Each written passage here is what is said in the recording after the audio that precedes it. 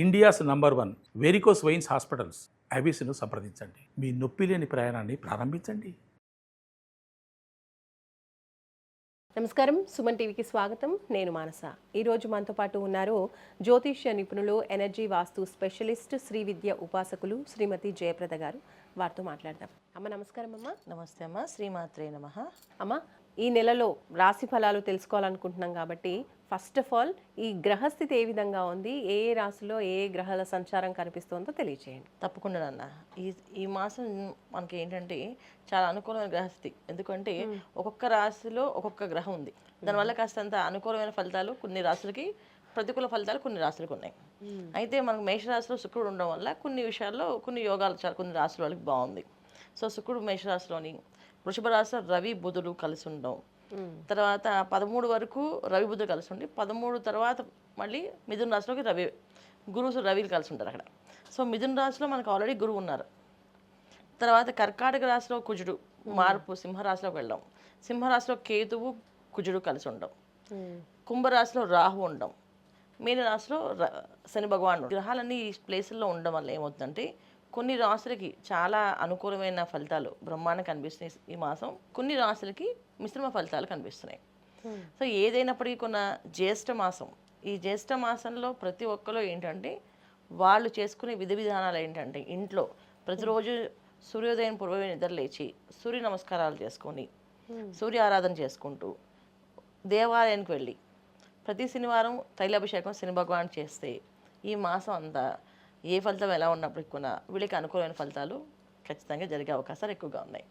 So జ్యేష్ఠ మాసంలో తైలాభిషేకం అమ్మవారికి కానీ శని భగవానికి కానీ ఇంట్లో వీళ్ళు పెద్దవాళ్ళకి గౌరవించి పాద నమస్కారాలు కానీ ఇలా చేస్తూ ఉంటే కనుక ఖచ్చితమైన మంచి మంచి ఫలితాలు వస్తున్నాయి. ఇంకోటి ఏంటంటే దేవాలయానికి వెళ్ళే అవకాశం లేని వాళ్ళు, వెళ్ళలేమనుకునే వాళ్ళు ప్రతిరోజు ఇంట్లో తల్లిదండ్రుల కాళ్ళకి నమస్కారం, పాదాభివందనాలు అంటే పాదాలు ముట్టుకొని స్పర్శించి నమస్కారం చేసి, దూరంగా ఉన్నవాళ్ళు వాళ్ళకి ఫోన్ చేసి శుభోదయం చెప్పి మమ్మల్ని ఆస్వాదించాడని చెప్పి అని ఫోన్లో అడిగిన ఈ మాసం అంతా వీళ్ళకి చెడు ఫలితాలు అనేది లేకుండా మంచి ఫలితాలుగా మారే అవకాశం ఎక్కువగా ఉంటుంది. ఇది చేసుకుంటూ వెళ్ళచ్చు. అమ్మ, కుంభరాశి వాళ్ళకి ఈ జూన్ నెలలో ఎలాంటి పరిస్థితులు కనిపిస్తున్నాయి, వాళ్ళ గ్రహస్థితి ఏ విధంగా ఉంది? తప్పకుండా అన్న, కుంభరాశి వాళ్ళకి ఈ మాసంలో ఏంటంటే చాలా మంచి ఫలితాలు. ఎందుకంటే వీళ్ళ అదృష్ట యోగాలు అనమాట ఈ కుంభరాశి వాళ్ళకి. సో ఎప్పుడూ కుంభరాశి వాళ్ళకి బాగుంటుంది. అందులో ఇంకా ఈ మాసంలో ఇంకొంచెం మంచి ఫలితాలు కనిపిస్తాయి. ఎందుకంటే రాశిలోని రాహు ఉండడం వల్ల కొంచెం తెలియకుండా మొండిదనం వచ్చేస్తుంది వీళ్ళకి. ఆ మామూలుగానే కుంభరాశి వాళ్ళకి కాస్త మొండి వాళ్ళే. ఏ పని చేయాలంటే నిద్రపోకుండా చేసేస్తారు పని. అసలు అయిపోవాలి ఆ పని, అప్పుడే అవ్వాలి అనుకునే తత్వం ఉన్నవాడు వీళ్ళు.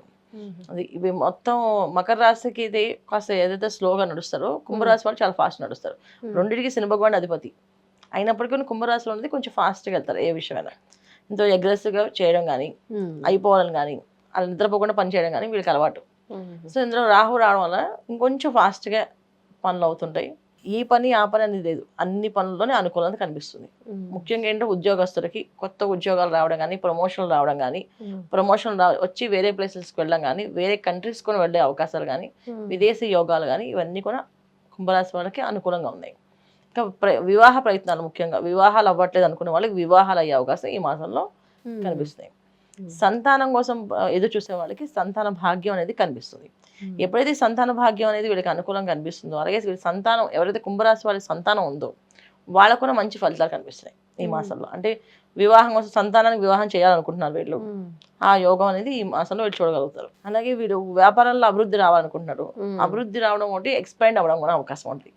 అంటే ఇక్కడ అభివృద్ధి రావట్లేదంటే వేరే ప్లేస్లో పెట్టడము, అక్కడ ఇక్కడ రెండు కలిసి అభివృద్ధి రావడం, ఇలాంటి అదృశ్య యోగాలు కుంభరాశి వాళ్ళకి కనిపిస్తున్నాయి.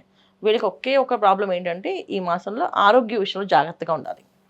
ఆరోగ్య విషయంలో కాస్తంత ఇబ్బంది పడే అవకాశం ఎక్కువగా కనిపిస్తుంది. రవి బుధులు ఇద్దరు అనుకూలంగా లేదు. ఆలోచనలు, స్థిర ఆలోచన లేకపోవడము, స్థిరత్వం లేకపోవడము, ఎలాగే వీళ్ళు కొంత తొందరగా చేసే పనులు ఎక్కువ ఏది ఆలోచించుకొని ఫాస్ట్గా చేస్తారు. ఈ ఫాస్ట్గా చేసే పనుల్లో రవి బుధులు ఇద్దరు అనుకూలంగా లేరు కనుక అధికంగా ఖర్చు అవుతుంది. అది వృధా ఖర్చు అవుతుంది.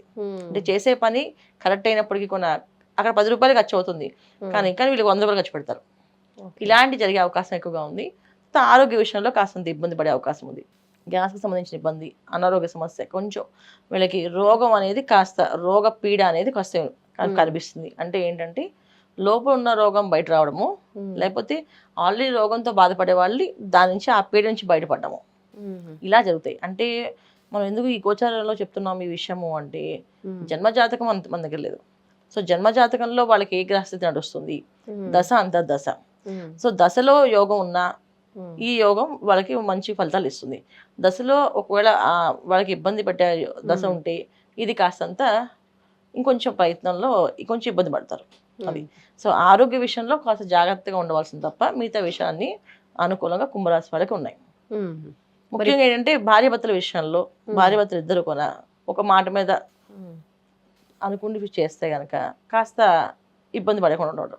లేదంటే భార్య ఖర్చు భార్య పడుతుంది, భర్త ఖర్చు భర్త పడుతుంటారు. ఇక్కడ ఒకే పని మీద ఇద్దరు ఖర్చు పడుతుంటారు, తెలియకుండా ఖర్చు అనేది జరుగుతుంది వాళ్ళగా. ఓకే, మరి ఆరోగ్యం విషయంలో కొంచెం జాగ్రత్తగా ఉండాలి అంటున్నారు కాబట్టి ఆరోగ్యం బాగుండడం కోసం ఈ నెలలో వాళ్ళు ఏ పరిహారాన్ని పాటించాలి, ఏ దైవాన్ని దర్శించుకోవాలి? ఖచ్చితంగా వీళ్ళు ఆరోగ్యం కోసం అయితే సూర్య ఆరాధన చేసుకోవడం, సూర్య నమస్కారాలు చేయడం, సూర్య ఆరాధన చేయడము, సూర్య నమస్కారాలు చేయడము, ఆదిత్య హృదయం చదవడము, రామరక్ష స్తోత్ర పారాయణ చేయడం. ఇంట్లో రామరక్ష స్తోత్ర పారాయణ చేయడం వల్ల ఏంటంటే ఇంట్లో శాంతి నిలయం అవుతుంది. ఎందుకంటే మానసిక ప్రశాంతత అనేది ప్రతి మనిషికి అవసరం. సో ఈ డబ్బు అధికంగా వచ్చినప్పుడు ఖచ్చితంగా మనం ఇంట్లో వాదిస్తుంటాం కదా, ఇది ఇంత ఖర్చేది అదంత ఖర్చేది అని చెప్పేసి. అలాంటి ఇబ్బంది లేకుండానికి రామరక్ష స్తోత్ర పారాయణ చేయించుకోవడం అయితే వినడం కానీ చేయడం వల్ల మంచి ఫలితాలు కనిపిస్తున్నాయి. పొద్దున్నే సూర్యోదయం పూర్వం నిద్ర లేవడం, సూర్య నమస్కారాలు చేయడం, నవగ్రహాలు ఉండే గుడికి వెళ్ళడము, అక్కడ నవగ్రహాలు ప్రదక్షిణాలు చేయడం, మళ్ళీ మూలమూర్తికి ప్రదక్షిణాలు చేయడం, ఇలా చేసుకుంటూ వెళ్తే వీళ్ళకి ఆ అనారోగ్య సమస్య నుంచి బయటపడే అవకాశం ఉంది. ఆరోగ్య విషయంలో మనం జాగ్రత్త తీసుకోవాల్సిన ముఖ్యమైన విషయం ఏంటి, ఆహార నియమాలు. సో వీళ్ళ ఆహార నియమాలు ఈ మాసం అంతా శాకాహారాన్ని భుజించడం వల్ల మంచి ఫలితాలు కనిపిస్తున్నాయి. దానికి అంటే మిగతా ఆహారాలకి దూరంగా ఉండి శాకాహారాన్ని ఎక్కువ ప్రయత్నం చేయాలి. రైట్ అమ్మా, ధన్యవాదాలు. నమస్తే అమ్మా, శ్రీమాత్రే నమః.